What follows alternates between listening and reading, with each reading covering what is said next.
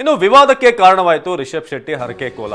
ರಿಷಬ್ ತೊಡೆ ಮೇಲೆ ಮಲಗಿದ್ದು ಪಂಜುರ್ಲಿ ಅಲ್ಲ ನರ್ತಕ ಅಂತ ಈಗ ಮತ್ತೊಮ್ಮೆ ರಿಷಬ್ ಶೆಟ್ಟಿ ವಿವಾದದಲ್ಲಿದ್ದಾರೆ. ರಿಷಬ್ ಶೆಟ್ಟಿ ಅವರ ಮಡಿಲಿನ ಮೇಲೆ ಅಲ್ಲಿ ಮಲಗಿದ್ದು ಪಂಜುರ್ಲಿ ಅಲ್ಲ ನರ್ತಕ ಅಂತ ಜಾಲತಾಣದಲ್ಲಿ ಆಕ್ರೋಶ ವ್ಯಕ್ತವಾಗ್ತಾ ಇದೆ. ವಿವಾದಕ್ಕೆ ಕಾರಣವಾಯಿತು ರಿಷಬ್ ಶೆಟ್ಟಿ ಹರಕೆ ಕೋಲ. ಏನವರ ಹರಕೆ ಇತ್ತು, ಅದನ್ನ ಒಪ್ಸೋಕೆ ಹೋದ್ರು. ಆ ಸಂದರ್ಭದಲ್ಲಿ ನೀವು ಈ ಒಂದು ದೃಶ್ಯವನ್ನು ಗಮನಿಸಿರ್ಬೋದು. ಸಾಮಾನ್ಯವಾಗಿ ದೈವ ಬಂದಂಥ ಸಂದರ್ಭದಲ್ಲಿ ಹೇಗೆ ನಡೆಯುತ್ತೆ, ಆ ಪದ್ಧತಿ ಹೇಗಿರುತ್ತೆ ಅಂತ. ಆದರೆ ಇಲ್ಲಿ ಚೇರ್ನಲ್ಲಿ ಕೂತಂಥ ಸಂದರ್ಭದಲ್ಲಿ ಅಲ್ಲಿ ರಿಷಬ್ ಶೆಟ್ಟಿ ಮಡಿಲ ಮೇಲೇ ತಲೆ ಇಟ್ಟು ಅಲ್ಲಿ ದೈವ ಏನು ಬಂದಿರುವಂಥ ಸಂದರ್ಭದಲ್ಲಿ ಈ ದೃಶ್ಯ ಈಗ ಒಂದಷ್ಟು ಸಾಮಾಜಿಕ ಜಾಲತಾಣದಲ್ಲಿ ವಿರೋಧಕ್ಕೆ ಕಾರಣವಾಗಿದೆ.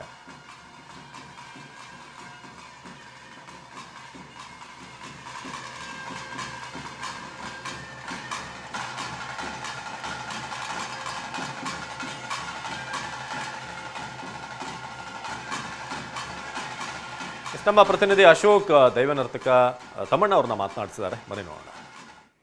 ಸರ್, ಮೊನ್ನೆ ಇತ್ತೀಚೆಗೆ ಆಗಿರ್ತಕ್ಕಂಥ ದೇವಸ್ಥಾನದಲ್ಲಿ ಆಗಿರ್ತಕ್ಕಂಥ ಒಂದು ಹರಕೆ ಕೋಲ, ಆ ಟೈಮಲ್ಲಿ ನಟ ರಿಷಬ್ ಶೆಟ್ಟಿ ಹಾಗೂ ಅಲ್ಲಿ ದೈವ ನರ್ತಕ ನಡೆದುಕೊಂಡಂಥ ಒಂದು ರೀತಿಯ ಬಗ್ಗೆ ಪರ ವಿರೋಧ ಚರ್ಚೆ ಆಗ್ತಿದೆ. ಸೊ ಏನಲ್ಲಿ ಅಪಚಾರ ಆಗಿದೆ ಮತ್ತು ಏನಾಗಬಾರ್ದಿತ್ತು, ತಮ್ಮ ಮತ್ತು ಸೋಷಿಯಲ್ ಮೀಡಿಯಾದಲ್ಲಿ ಈಗ ಆಗಿರ್ತಕ್ಕಂಥ ಚರ್ಚೆಗಳು ಏನೇನು ಅಂತೇಳಿ ನೋಡಿ. ಕಾಂತಾರದಿಂದಲೇ ಈಗ ಬೀದಿಗೆ ಬಂದಿದೆ ದೈವಗಳು. ಬಟ್ ಈಗ ಸಮಸ್ಯೆಗಳಾದದ್ದಾಗಲ್ಲ. ಈ ಕಾಂತಾರದ ಹೆಸರಿನಲ್ಲಿ ಹರಿಕೆಯಿಂದ ಸಂಪೂರ್ಣ ದೈವಾರಾಧನೆ ಮುಗೀತು ಅಂತ ತಿಳ್ಕೊ ಮಟ್ಟಕ್ಕೆ ಮುಗ್ದಿದೆ. ಇಲ್ಲಿ ರಿಷಬ್ ಶೆಟ್ಟಿಗೆ ಡೇಟ್ ಉಂಟಂತ ಹೇಳಿ ಮಂಜುನಾಥನನ್ನು ಬದಿಗೆ ಬಿಟ್ಟು, ದೇವರನ್ನು ಬದಿಗೆ ಬಿಟ್ಟು ನೇಮ ಮಾಡಿದವರು ಇವರು. ಮತ್ತು ಆ ರೀತಿಯಾದಂಥ ದೈವದ ನೇಮದಲ್ಲಿ ಅವರು ಆ ನರ್ತಕ ಹಾಕಿದಂಥ ಆ ಒಂದು ಹಾವಭಾವ ಡ್ರೆಸ್ಸುಗಳೆಲ್ಲವೂ ದೈವಾರಾಧನೆಗೆ ವಿರುದ್ಧ. ದೈವಾರಾಧನೆಯಲ್ಲಿ ಕೆಂಪು ಇಜಾರು, ಕೆಂಪು ಬಟ್ಟೆ, ಕೆಂಪು ಅಂಗಿಗಳೆಲ್ಲ ಇದೆ. ಆ ಸಮಯದಲ್ಲಿ ಬಿಳಿ ಬಟ್ಟೆ, ಬಿಳಿಯ ಮುಂಡಾಸುಗಳನ್ನು ಮಾತ್ರ ಹಾಕುವಂಥದ್ದು. ಆ ರೀತಿಯ ನಿಮಗೆ ಒಂದು ಡ್ಯಾನ್ಸರ್ಗಳು ಹಾಕುವಂಥ ಬಟ್ಟೆಗಳನ್ನು ಹಾಕಬಾರ್ದು. ದೈವ ಯಾವತ್ತೂ ನಿಮಗೆ ಒಳಗೆ ಹೋಗಿ ಕರ್ತಲೆಯನ್ನು ತೆಗೆದು ತಲೆಗೆ ಹೊಡಿಲಿಕ್ಕಿಲ್ಲ. ಕರ್ತಲೆ ಕೊಡಬೇಕಿದ್ರು ಸಂಬಂಧಪಟ್ಟವರು ಕೊಟ್ಟ ನಂತರ ತೆಗೆಯುವಂಥದ್ದು. ಎಣ್ಣೆ ಬೂಲಿಯ ಅರ್ಧಲಕ್ಕೆ ಕೊಡುವಂಥದ್ದು. ಆ ಬಟ್ಟಲ ಪ್ಲೇಟ್ಗಳನ್ನೆಲ್ಲ ಹೊಡ್ಕೊಳ್ಳಿಕ್ಕಿಲ್ಲ. ದೈವಾರ ಪಲ್ಟಿ ಇಲ್ಲ. ಪಲ್ಟಿ ಹೊಡೆಯುವ ದೈವಗಳೇ ಬೇರೆ ಇವೆ. ರಾಜನ್ ದೈವಗಳೆಲ್ಲ ಒಂದು ಹೆಜ್ಜೆಯಿಂದ ಹೆಜ್ಜೆ ಇಟ್ಟು ಹೋಗುವಂಥದ್ದು. ಆಗಿರುವಾಗ ಅಲ್ಲಿ ಮೊನ್ನೆ ನಡೆದದ್ದು ನೇಮವಾಗಲಿ, ಅಲ್ಲಿರುವಂಥ ಹಾವಭಾವಗಳಾಗಲಿ, ರಿಷಬ್ ಶೆಟ್ಟಿಯ ಮಡಿಲಲ್ಲಿ ಕೂತವನಿಗೆ ಮುತ್ತಿಕ್ಕುವುದಾಗಲಿ, ಅವನನ್ನು ತಬ್ಬುವುದಾಗಲಿ, ಇದು ಎಲ್ಲವೂ ದೈವಾರಾಧನೆ ನಿಯಮಕ್ಕೆ ವಿರುದ್ಧವಾಗಿದೆ.